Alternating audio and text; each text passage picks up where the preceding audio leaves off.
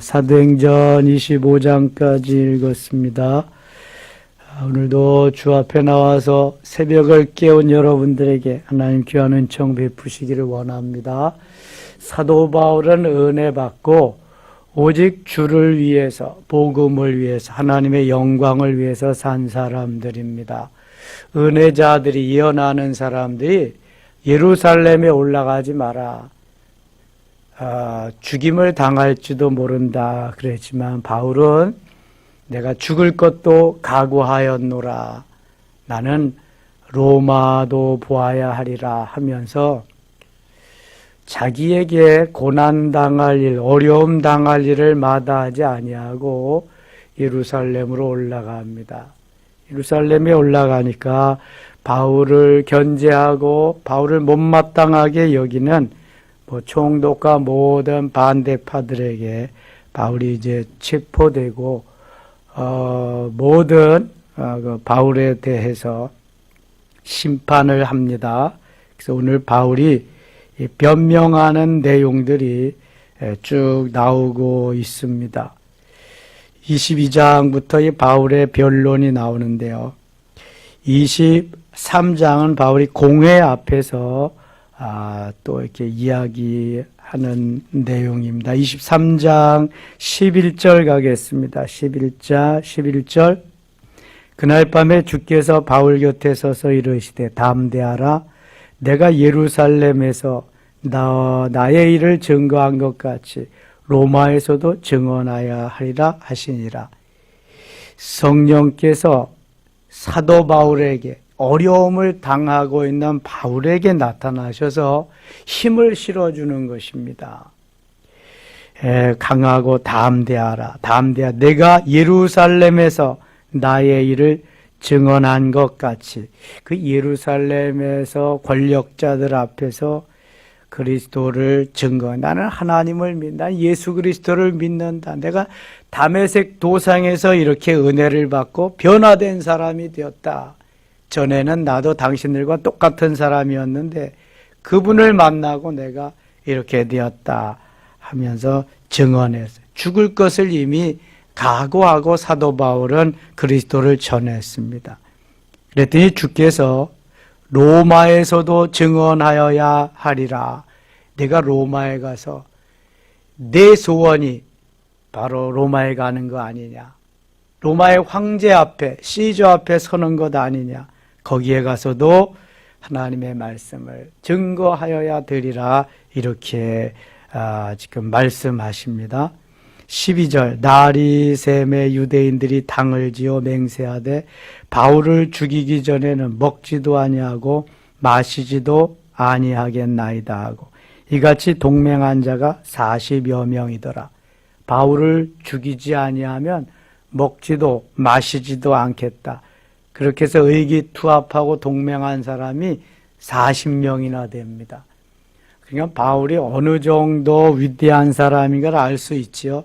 40명이 바울 한 사람을 죽이기로 동맹을 맺어서 쫓아다니는 거예요.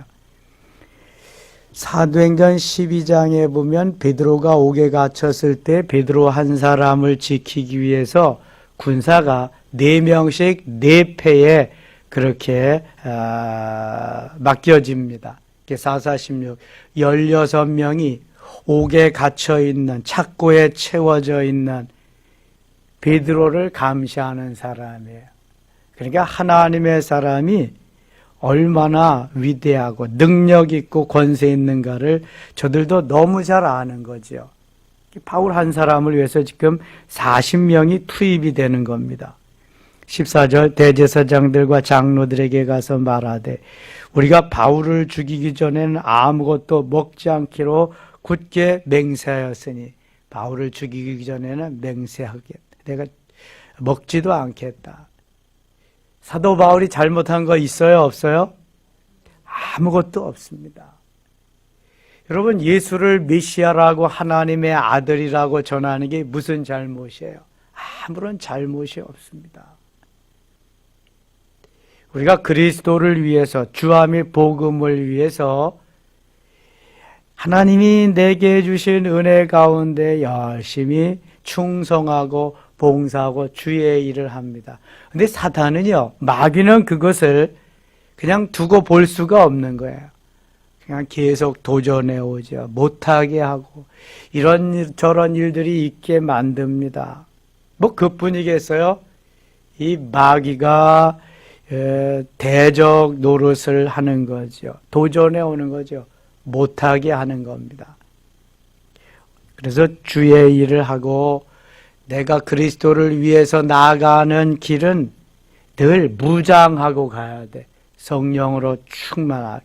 또 주님이 담대하라, 강하고 담대하라, 내가 너와 함께 하리라 하는 이러한 은혜를 주셔야 믿음으로 해야지. 이게 뭐 내 힘으로는 절대로 할 수 없는 겁니다. 하나님이 하게 하심에 따라서 내가 하는 거죠. 무슨 힘이 있어서 하겠어요? 다윗이 무슨 힘이 있어서 골리앗을 물리치겠어요? 주님이 하시는 거죠. 21절 가겠습니다. 21절. 당신은 그들의 청함을 따르지 마옵소서. 그들 중에서 바울을 죽이기 전에는 먹지도 않고 마시지도 않기로 맹세한 자 40여 명이 그를 죽이려고 숨어서 지금 다 준비하고 당신의 허락만 기다리나이다. 바울을 죽이기로 결사한 결사대가 40여 명이나 된다. 이에 천부장이 청년을 보내며 경계하되 이 일을 내게 알렸다고 아무에게도 이르지 말라 하고 23절 같이 읽겠습니다. 백부장들을 불러 이르되 밤 제3시에 가이사랴까지 갈 보병 200명과 기병 70명과 창병 200명을 준비하라 하고, 아니 바울 한 사람을 잡는데 이렇게 웬 군사들이 이렇게 많이 필요해요? 그것도 밤 제3시에 한밤중에, 아예 그냥 깜깜한 한밤중에 야밤에 바울을 죽이기 위해서 보병 200명, 군사 보병 200명, 기병 말 탄 사람 70명, 창병 창을 가지고 하는 사람 200명. 이야, 이런, 그러니까 이 사단의 무리들은요, 우리가 뭐 주를 위해서 하나님의 역사에 동참자가 되는 것을 얼마나 두려워하는지 몰라요. 그래서 아예 없애버리려고, 싹을 잘라버리려고 이렇게 하는 것입니다. 그래서 무장하고 기도하고 강하고 담대하지 아니하면 맞설 수가 없어요. 죄를 할 수가 없습니다. 29절 갑니다. 고발하는 것이 그들의 율법 문제에 관한 것뿐이요 한 가지도 죽이거나 결박할 사유가 없음을 발견하였나이다. 바울을 아무리 뒷조사해 보니까 이게 무슨 뭐 죽일 일이 아니거든요. 잘못한 게 없거든요. 한 가지도 죽이거나 결박할 사유가 없음을 발견하였나이다. 그럼 이제 죽일 사유를 또 만들겠죠. 여러 가지로. 그러나 이 사람을 해하려는 관계가 있다고 누가 내게 알려주기라고 당신께로 보내며 또 고발하는 사람들도 당신 앞에서 그에 대하여 말하라 하였나이다 하였더라. 24장 가겠습니다. 24장 3절입니다. 벨릭스 각하여 우리가 당신을 힘입어 태평을 누리고 또 이 민족이 당신의 선견으로 말미암아 여러 가지로 개선낸 것을 우리가 어느 모양이라나 어느 곳에서나 크게 감사하나이다. 당신을 더 괴롭게 아니하려 하여 우리가 대강 여짜옵나니 관용하여 들으시기를 원하나이다. 5절 6절 같이 읽을게요. 우리가 보니 이 사람은 전염병 같은 자라 천하에 흩어진 유대인을 다 소요하게 하는 자요 나사렛 이단의 우두머리라. 그가 또 성전을 더럽게 하려 함으로 우리가 잡아싸우니. 사람들이요 아무 잘못도 없이 주를 위해서 복음을 위해서 일하는 사람들을 전염병 감염자로, 큰 죄를 범한 자로 이렇게 여길 때가 종종 있습니다. 지금이 그럴 때잖아요. 우리가 뭐 잘못한 게 뭐 있어요? 교회가 잘못한 게 뭐가 있냐고. 세상 사람들보다 더 방역도 잘하고 더 정결하게 깨끗하게 다 그렇게 하지.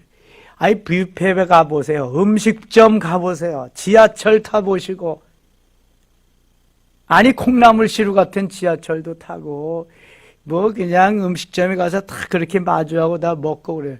교회는 다 마스크하고 거리 다 두고 이렇게 하는데 뭐 왜 교회가 감염지고 교회가 감염의 온상이냐고요. 갖다가 끌어다가 붙이려면 뭐 뭘 못하겠어요. 또 털어 먼지 안 나는 사람은 어디 있겠어요. 지금 사도 바울에게 아무런 증거가 없어요. 그리스도가 예수님이 그리스도시고 하나님의 아들이심을 너무 당연한 거 전한 그 죄가 있다면 그거밖에 없어요. 그게 무슨 죽일 죄예요? 그런데 여기 보세요. 5절에 우리가 보니 이 사람은 전염병 같은 자라. 전염병 같은 자라. 이게 나쁜 것을 자꾸 옮기는 전염. 예수 전염병은 맞지. 그렇죠. 예수님 전염병 감염자지. 그래. 천하에 흩어진 유대인을 다 소유하게 한, 천하에 흩어진 유대인을 다 소유한 말을 해도 그냥, 그러니까 온 천하에 흩어져 있는 디아스포라 유대인들을 다 소유하게 만든다. 나사렛 이단의 우두머리라. 나사렛 이단의. 바울이 정통 그리스도인데 이단에서 돌아와서 정통 그리스도인이 됐는데 이제 그것을 이단이라고 말해요. 외눈박이 원숭이가 두 눈 가진 원숭이 들어 병신이라고 하는 것 똑같이 뭐 어느 섬에 아니 이 원숭이가 배를 타고 가다가 표류해서 배가 파손되어 가지고 어떻게 그 널조각을 타고 가다가 어느 섬에 도착했어요. 이 원숭이가 그 섬에 도착했더니 그 섬은요 외눈박이만 사는 원숭이들이 거기 허다한 거예요. 그 섬이 다 외눈박이 원숭이야. 그 원숭이가 두 눈박이 원숭이가 섬에 도착했는데 그 원숭이들이 뭐라 그러냐 하면 야 저기 외눈박이 두 눈 가진 원숭이가 온다. 저기 원숭이 병신 원숭이가 온다. 다 그랬대잖아요. 이게 누가 병신인지 누가 이단인지 이거 금방 알거든요. 자기들이 잘못된 길을 가면서 바른 길을 가는 정통 사도 바울을 이단이라고 말해요. 요즘도 저 신천지나 안상홍 정인회나 구원파나 요즘 일어나는 동방번개, 전능신교 중국에서 생겨난 건데 꼭 신천지같이 복음을 전한대요.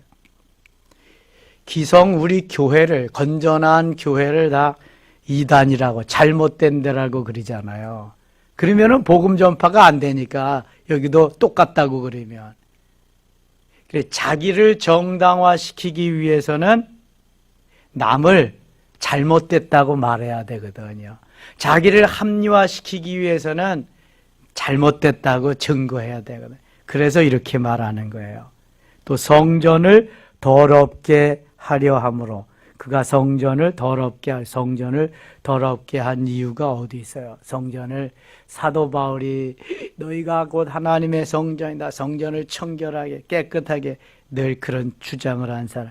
반대로 이 원수들은 반대로 말하는 거죠. 반대로. 25장 가겠습니다. 25장. 총독이 또 바뀝니다. 베스도가 부임한 지 3일 후에 가이사랴의 예루살렘으로 올라가니 대제사장들과 유대인 중 높은 사람들이 바울을 고소할세 베스도의 호의로 바울을 예루살렘으로 옮기기를 청하니 이는 밤에 매복하였다가 그를 죽이고자 함이더라. 이게 바울이 눈에 가시거든요. 예수가 그리스도시요 살아계신 하나님의 아들이 자기들하고는 아주 정반대의 교리를 막 그냥 전하니까 죽이려고 하고 있습니다. 이 베스도나 부임한 총독들은요, 그거 뭐 죽여도 그만 안 죽여도 그만인데 이게 유대인들, 대제사장들, 서기관들, 이 유대교 지도자들이 문제인 거예요. 유대인들이 문제인 거예요. 교회도 뭐 외부 문제보다는 대부분 내부의 문제들이 많아요. 이번 이런 사건 말고는.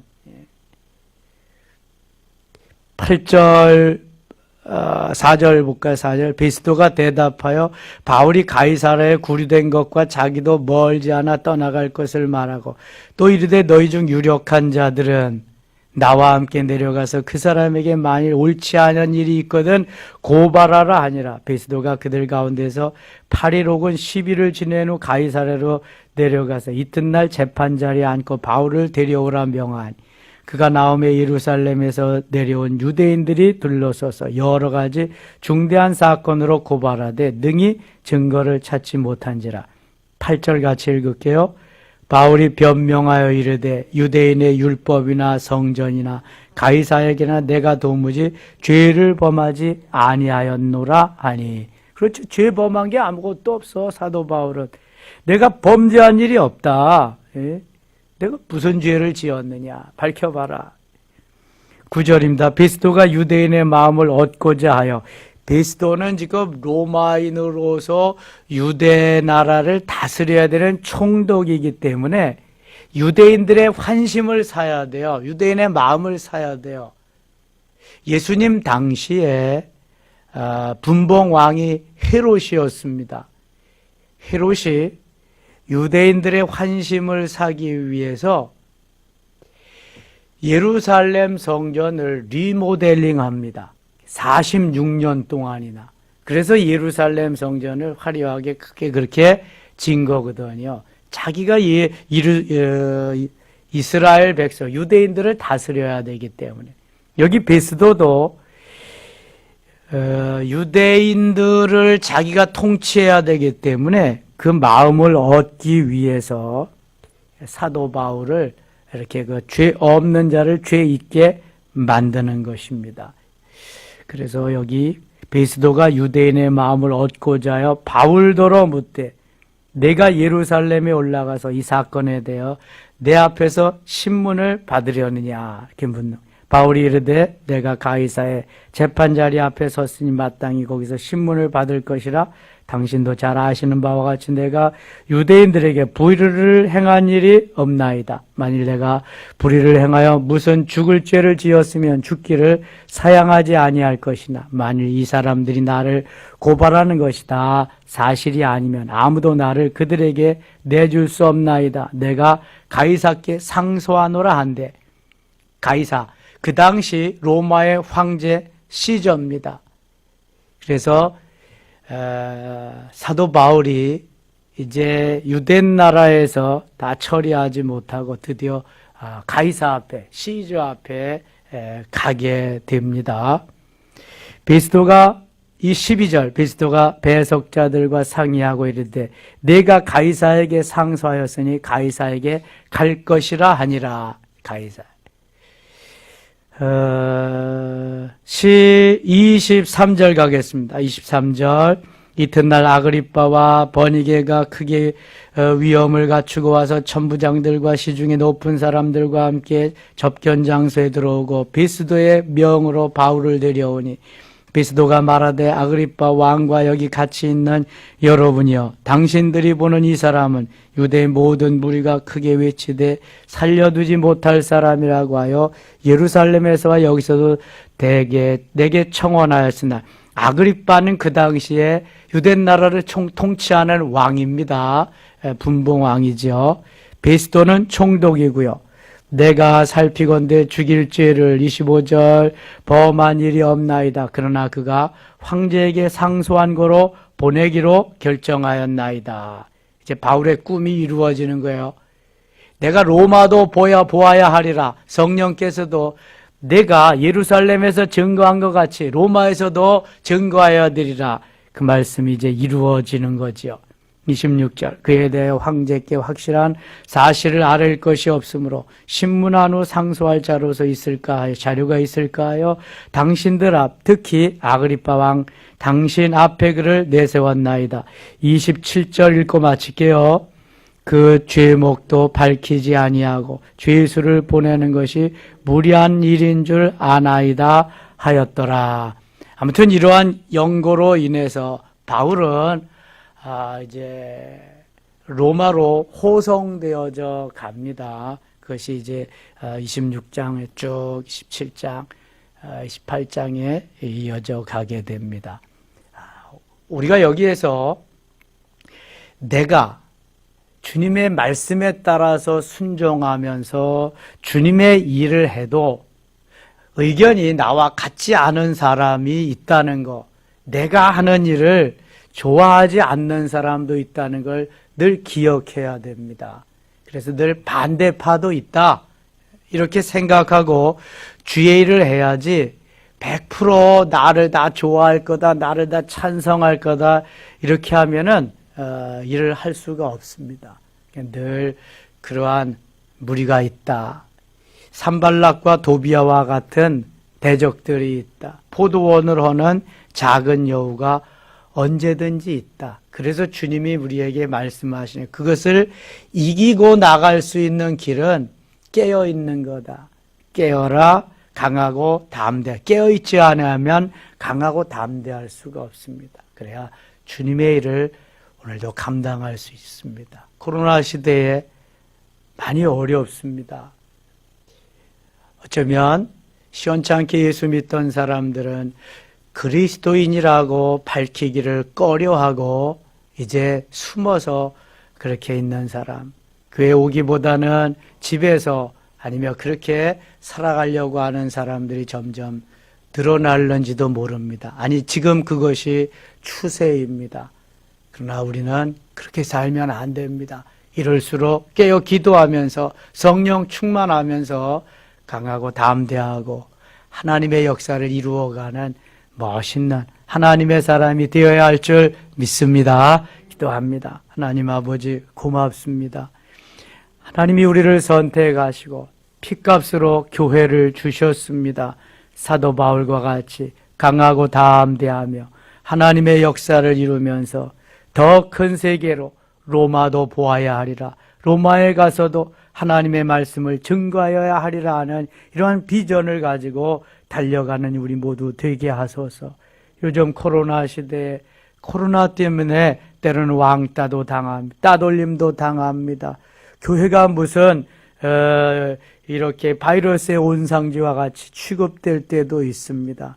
예수님이 고난을 당하셨듯이 우리도 때로는 당할 수 있습니다. 감사할 수 있게 하시고, 그러나 강하고 담대해서 이길 수 있는 힘과 능력을 허락하여 주옵소서. 오늘도 이제 새벽기도 마치면 출근해야 됩니다.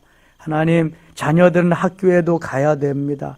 여러모로 세상에 나가 살아야 되는데 천군 천사 보내셔서 확진자 만나지 않게 하시며, 혹시 만나더라도 성령께서 지켜주시고 인도해 주시고 승리케 하여 주시옵소서. 이 시간 기도할 때 응답하시고 놀라운 역사가 일어나게 하여 주시며 우리가 드리는 기도가 아름답게 이루어지게 하여 주옵소서. 예수님 이름으로 기도드리옵나이다.